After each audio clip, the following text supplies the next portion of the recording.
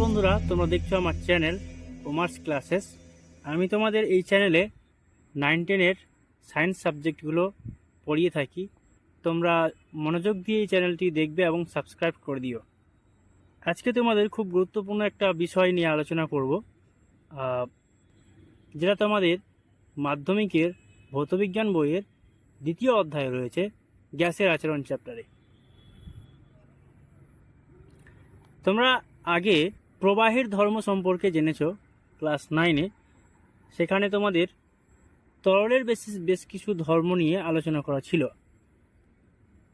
এই চ্যাপ্টারে গ্যাসের বেশ কিছু আচরণ নিয়ে আমরা আলোচনা করব।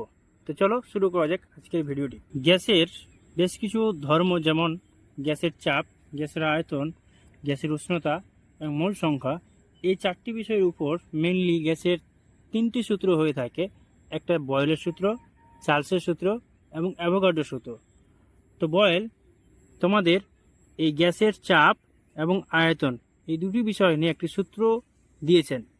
সূত্রটি হচ্ছে, যদি গ্যাসের উষ্ণতা এবং ভর অপরিবর্তিত থাকে, তাহলে গ্যাসের আয়তন ওই গ্যাসের চাপের সঙ্গে ব্যস্ত অনুপাতে পরিবর্তিত হয়। তাই বয়েলের সূত্র অনুসারে ভি সমানুপাতি 1/p হবে।